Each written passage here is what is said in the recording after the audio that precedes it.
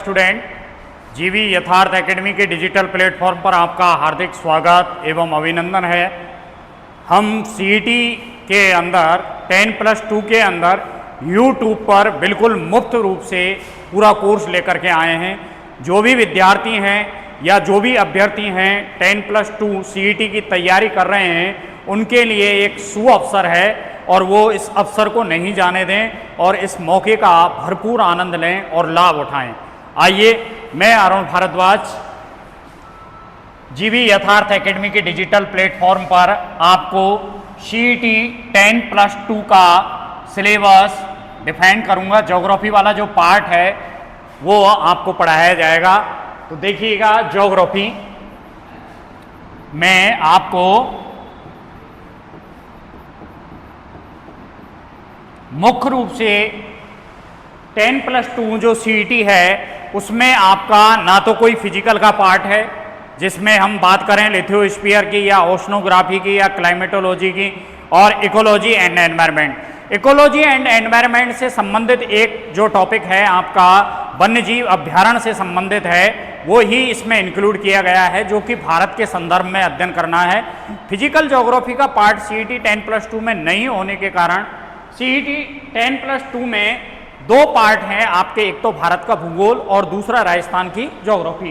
तो हम भारत के भूगोल की जब हम बात करते हैं तो मेजर रूप से जो इकाइयां हैं वो 4 इकाइयां हैं। भारत का भूगोल, इंडियन ज्योग्राफी।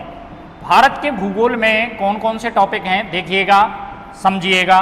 देखिए, 4 जो यूनिट हैं वो हैं, सबसे पहले भारत के भौतिक प्रदेश। क्या है? भारत के भौतिक प्रदेश। भारत के भौतिक प्रदेश।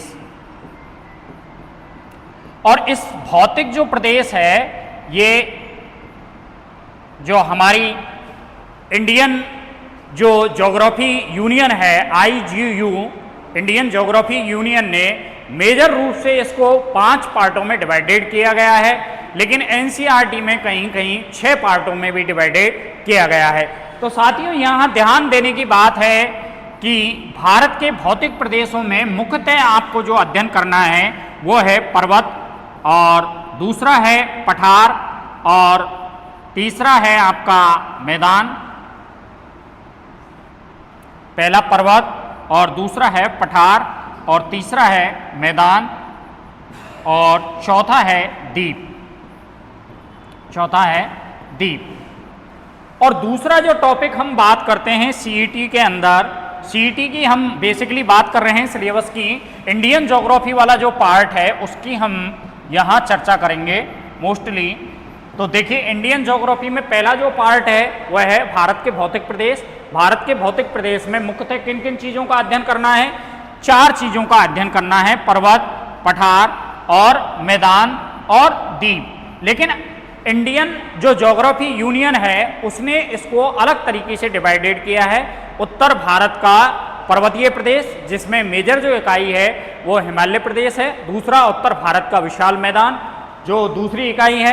तीसरा प्रायद्वीपीय पठार जो क्या है, तीसरी इकाई है।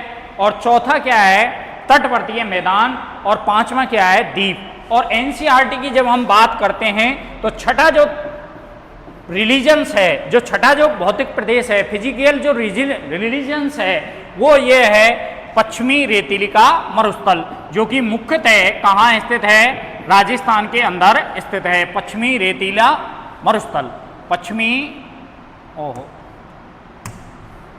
रेतीला मरुस्थल, पश्चिमी रेतीला मरुस्थल, रेतीला मरुस्थल। अब हम दूसरा जो टॉपिक है उसकी हम जब बात करते हैं तो यह है अफवाह तंत्र। कौन सा है? अफवाह तंत्र। अफवाह तंत्र में हम मेजर जो रूप से अध्ययन करेंगे वो है नदी और उन नदियों पर बंधे हुए बांध और झील। क्या है? बांध और झील, बांध एवं झील।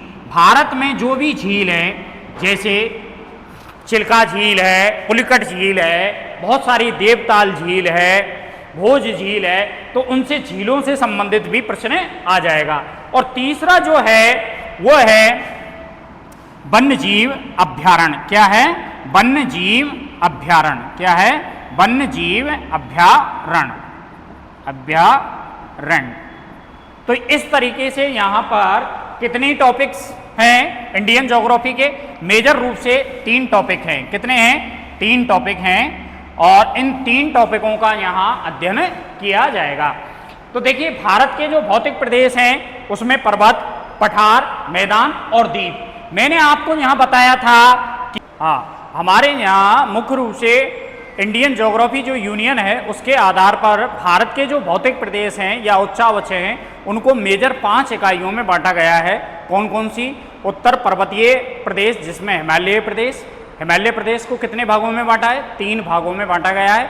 कौन कौन से? ट्रांस हिमालय, महान हिमालय, लघु हिमालय और शिवालिक हिमालय।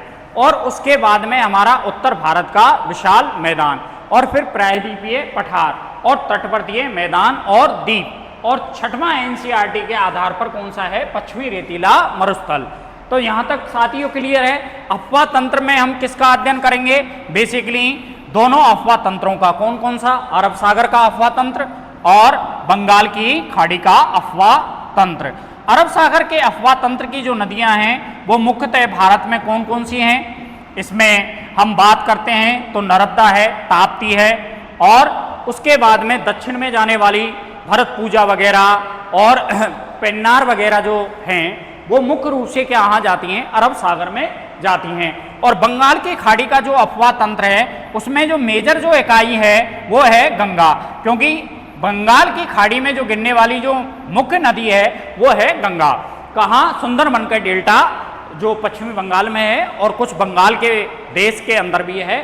तो बंगाल की खाड़ी में गिरने से पहले गंगा नदी कहाँ क्या बनाती है? डेल्टा का निर्माण करती है। तो गंगा की सबसे बड़ी सहायक नदी जो है वो यमुना नदी है और यमुना नदी के अलावा गंगा नदी, स्वर्णरेखा नदी, दामोदर नदी और उसके बाद में आपकी गोदावरी, कृष्णा और कावेरी, ये नदियां बंगाल की खाड़ी में जाकर के गिरती हैं। तो आपके 2 जो ये टॉपिक हैं इसमें क्या क्या अध्ययन करना है ये हमने बता ही दिया है, भारत के भौतिक प्रदेश और अफवाह तंत्र। तीसरा जो टॉपिक है वन्य जीव अभ्यारण्य। देखिए साथियों भारत के अंतर्गत 567 वन्य जीव अभ्यारण्य हैं 2021 तक। कितने हैं? 567 वन्य जीव अभ्यारण्य और 106 क्या हैं? राष्ट्रीय उद्यान हैं। कितने हैं? 106 राष्ट्रीय उद्यान हैं। तो ये अपन को मेजर जो राष्ट्रीय उद्यान हैं, मुख्य जो राष्ट्रीय उद्यान हैं जिनमें एक पार्टिकुलर जैव विविधता पाई जाती है, पार्टिकुलर जैव पारिस्थितिकी पाई जाती है, उनका हम मेजर रूप से अध्ययन करते हैं। या एक वाइल्ड लाइफ जो जीव जंतु है उसका स्वस्थानीय तरीके से क्या किया जाता है? संरक्षण किया जाता है। उन राष्ट्रीय उद्यानों का अध्ययन हम वन्य जीव अभ्यारण्य में करते हैं। देखिए वन्य जीव अभ्यारण्य को हम जब बृहद स्तर पर भी पढ़ते हैं तो यूएनओ के तत्वाधान में एक कार्यक्रम चलाया गया था 1971 में, MAB, मैन्ड एंड बायोस्फीयर। कौन सा चलाया गया था? MAB प्रोग्राम चलाया गया था 1971। उसके तहत भारत में 11 जो जैव आरक्षित क्षेत्र हैं वो किसकी धरोहर सूची में इंक्लूड है? यूनेस्को की धरोहर सूची में क्या है? इंक्लूड है। 11 जैव आरक्षित जो क्षेत्र हैं वो कहाँ हैं? यूनेस्को की साइट पर आरक्षित हैं। और भारत के अंतर्गत जब हम बात करते हैं कि भारत में कितने जैव आरक्षित क्षेत्र हैं, तो टोटल 18 जैव आरक्षित क्षेत्र हैं जो भारत ने निर्धारित किए गए हैं। 18 जैव आरक्षित क्षेत्र, तो इनका बेसिकली इसमें अध्ययन किया जाएगा। तो देखिए दोबारा से वन्य जीव अभ्यारण्य कितने हैं? 567 वन्य जीव अभ्यारण्य हैं 2021 तक और उसके बाद में 106 राष्ट्रीय उद्यान 2021 तक। और यूएनओ के तत्वाधान में 1971 में एक कार्यक्रम चलाया गया था मैन एंड बायोस्फीयर प्रोग्राम। उसमें 11 जैव आरक्षित क्या थे? क्षेत्र थे। 11 जैव आरक्षित क्षेत्र थे और उन 11 आरक्षित जैव आरक्षित क्षेत्रों को यूनेस्को की धरोहर में क्या किया गया है, आरक्षित किया गया है। और भारत में कितने हैं टोटल जैव आरक्षित क्षेत्र, 18 जैव आरक्षित क्षेत्र भारत में हैं। तो इन चीजों का बेसिकली आपके 3 टॉपिक हैं भारत के भूगोल में, CET 10+2 में भारत के भौतिक प्रदेश, जिसमें हम हिमालय पर्वत का अध्ययन करेंगे, पर्वत में किसका अध्ययन करेंगे, हिमालय पर्वतीय प्रदेश का, और पठार में प्रायद्वीपीय पठार का। प्रायद्वीपीय पठार को कई भागों में बांटा जाता है, जैसे दक्कन का पठार है, महाराष्ट्र का पठार है, कर्नाटक का पठार है, रायलसीमा का पठार है, तेलंगाना का पठार है और उसके बाद में नीलगिरी की पहाड़ियाँ हैं और इलायची की पहाड़ियाँ हैं, कार्डोडम है। तो इन चीजों का अध्ययन किस में किया जाएगा साथियों, पठार में किया जाएगा। और मैदान में किसका अध्ययन किया जाएगा, मैदान में उत्तर भारत के विशाल मैदान का अध्ययन किया जाएगा। और द्वीप में किन किन का अध्ययन किया जाएगा, अंडमान निकोबार द्वीप समूह के कौन कौन से द्वीप हैं, उनके मध्य में कौन कौन सी जल संधियां हैं और कौन कौन से चैनल हैं और कौन कौन से 8 डिग्री 9 डिग्री 10 डिग्री कौन कौन से किसको डिवाइडेड करते हैं, इसके बारे में मेजर रूप से अध्ययन किया जाएगा। जैसे अंडमान निकोबार द्वीप समूह है, ये हिमालय का निकला हुआ ही हिस्सा हिंद महासागर में अवस्थित है। और जबकि लक्षद्वीप जो समूह हैं वो प्रवाल या मूंगे से बने हुए क्या हैं, द्वीप हैं। और अफवाह तंत्र में हमने नदी में क्या क्या अध्ययन किया, अरब सागर का अफवाह तंत्र और बंगाल की खाड़ी का अफवाह तंत्र, और कौन कौन से बांध हैं, किन किन नदियों पर कौन कौन से बांध हैं, जैसे भांकड़ा नागल बांध है, हीराकुंड बांध है, टेहरी बांध है। इन बांधों का अध्ययन मेजर रूप से किन में किया जाएगा, बांधों में किया जाएगा। तो बांध हो गए, झील मैंने आपको बताया था, चिल्का झील है, पुलकट झील है, देवताल तीज है, तो डल झील है। ये इन झीलों का मेजर जो झीलें हैं उनका अध्ययन CET 10+2 में किया जाएगा। और वन्यजीव अभ्यारण्य में कितने वन्यजीव अभ्यारण्य हैं, ये यहाँ से ही प्रश्न आ जाता है। तो 567 वन्यजीव अभ्यारण्य और 106 राष्ट्रीय उद्यान हैं। 1971 में यूएनओ के तत्वाधान में कौन सा प्रोग्राम चलाया गया, मैन एंड बायोस्फीयर, अर्थात man and biosphere programme UNO के तत्वाधान में चलाया गया, जिसमें 11 जैव आरक्षित क्षेत्र हैं यूनेस्को की सूची में, यूनेस्को की सूची में। और भारत में कितने जैव आरक्षित क्षेत्र हैं, 18 भारत में जैव आरक्षित क्षेत्र हैं। तो ये भारत का भूगोल से संबंधित आपका टॉपिक यहाँ पर ये CET 10+2 में 3 टॉपिक्स हैं, इनको क्लियर करवा दिया जाएगा। अब देखिए राजस्थान के भूगोल की हम बात करते हैं। राजस्थान के भूगोल की जब हम बात करते हैं तो इसमें बहुत सारा लेंथी सिलेबस है आपका। देखिए हम CET 10+2 जो आपकी क्लास वर्कशॉप रखा गया है, आज पहला डे है ज्योग्राफी का, तो इसमें मुख्यतः सिलेबस के ऊपर चर्चा की जाएगी। और जब हम सिलेबस में चर्चा करते हैं तो वहाँ से निश्चित तौर पर एग्जाम में 1-2-4 प्रश्न भी मिल जाते हैं। तो देखिए साथियों, हम बात करते हैं राजस्थान के भूगोल के बारे में। राजस्थान का भूगोल, इंडियन जो ज्योग्राफी है उसमें मेजर रूप से 3 टॉपिक्स हैं आपके, और राजस्थान का जो भूगोल है उसमें आपके लगभग 10 से एबव 10 टॉपिक से एबव आपका सिलेबस दिया गया है। तो देखिए राजस्थान का जो भूगोल है उसमें मुख्य रूप से जो पहला जो टॉपिक है आपका, पहला जो टॉपिक है वो है राजस्थान के भौतिक प्रदेश। क्या है, राजस्थान के भौतिक प्रदेश। क्या है, राजस्थान के भौतिक प्रदेश, राजस्थान के भौतिक प्रदेश।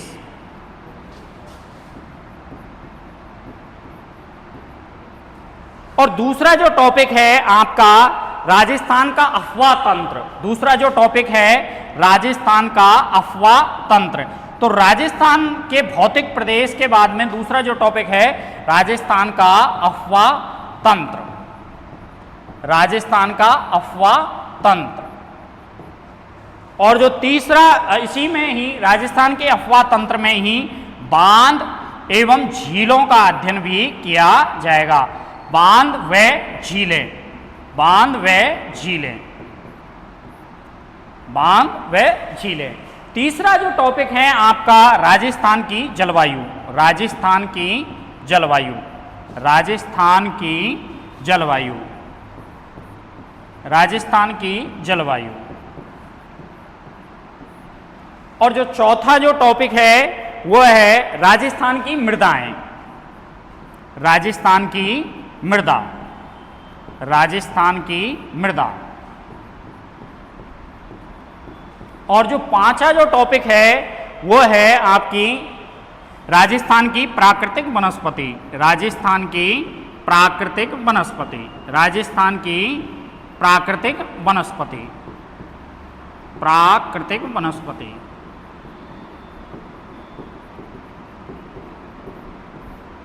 राजस्थान की प्राकृतिक वनस्पति।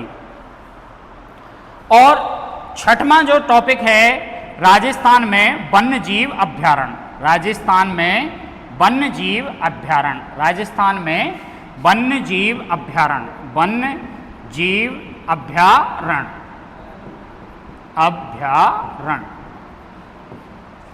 और छठवां जो टॉपिक है वो है पशु संपदा, राजस्थान के नहीं सॉरी सातवां है जल संसाधन, सातवां जो टॉपिक है वो है जल संसाधन। और आठवां जो टॉपिक है वो है पशु संपदा, पशु संपदा, पशु संपदा। और फिर हम बात करते हैं नौवां जो टॉपिक है आपका, नौवां जो टॉपिक है वो है राजस्थान में उद्योग, राजस्थान में उद्योग सॉरी राजस्थान में कृषि, राजस्थान में कृषि, राजस्थान में कृषि एवं फसलें, एवं फसलें। और 10वां जो टॉपिक है वो है उद्योग, आपका उद्योग। और यहां हम बात करते हैं 11वां जो टॉपिक है वो है आपके जनजातियां, जनजातियां। और 12वां जो टॉपिक है आपका जनसंख्या। और 13वां जो टॉपिक है वो है परिवहन, परिवहन। तो देखिए राजस्थान के भूगोल में CET 10+2 का जो पार्ट है वो 13 टॉपिक्स हैं। कितने हैं? 13 टॉपिक।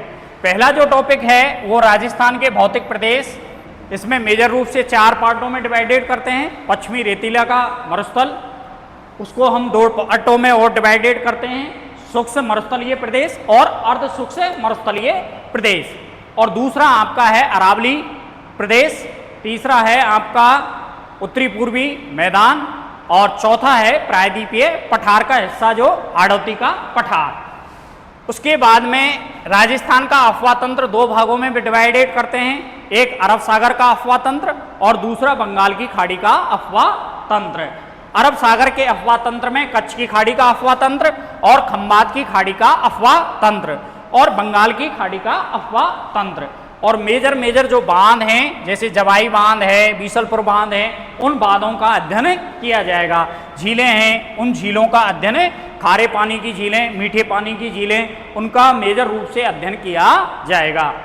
राजस्थान की जलवायु, जलवायु के अंतर्गत राजस्थान में किस प्रकार की जलवायु पाई जाती है, कर्क रेखा कहाँ से निकलती है, तो कर्क रेखा वाला स्थान है, क्षेत्र है वो उष्णकटिबंधीय है। उससे ऊंचा वाला जो क्षेत्र है वो कहाँ है, उपोष्णकटिबंधीय में है। लेकिन मानसूनी जलवायु पाई जाने के कारण, क्योंकि मानसून के द्वारा राजस्थान में क्या होती है, वर्षा प्राप्त होती है, अतः राजस्थान की जो जलवायु है वो उपोष्ण कटिबंधीय मानसूनी जलवायु है। राजस्थान की मृदा है, मृदा कितने प्रकार की है, जैसे रेतीली मृदा है, लाल पीली मृदा है, लोमी मृदा है, और USUDP अमेरिका पद्धति के आधार पर भी मृदा राजस्थान में डिवाइडेड की गई है। जैसे एरिडिसोल मृदा है, इंटेप्सीसेल मृदा है और वर्टिसोल भी मृदा है, अल्फीसोल भी मृदा है। तो अमेरिका पद्धति के आधार पर भी राजस्थान में मृदा का अध्ययन किया जाता है। राजस्थान की प्राकृतिक वनस्पति। वर्षा एवं तापमान के आधार पर राजस्थान में वनस्पति का निर्धारण किया जाता है। मुख्य रूप से 5 प्रकार की वनस्पति मिलती है। सूक्ष्म मरुस्थलीय जीरोफाइट वनस्पति, अर्ध सूक्ष्म, और उसके बाद में उपाद्र, और उसके बाद में राजस्थान की जो प्राकृतिक वनस्पति है वो वर्षा एवं तापमान के आधार पर डिवाइडेड की जाती है। सूक्ष्म और अर्ध सूक्ष्म, और उसके बाद में सवाना प्रकार की, और सूक्ष्म धौक के सागवान के वन, और अति आद्र। राजस्थान में वन्यजीव अभ्यारण्य, कितने वन्यजीव अभ्यारण्य हैं उनका अध्ययन किया जाता है। जल संसाधन क्या है, पशु संपदा कौन कौन सी है, और राजस्थान में कृषि एवं फसलें, और उसके बाद में उद्योग, जनजातियां, जनसंख्या एवं परिवहन। ठीक है, तो आज सिलेबस का एनालिसिस हो चुका है। कल एक एक टॉपिक इंडियन ज्योग्राफी का स्टार्ट किया जाएगा।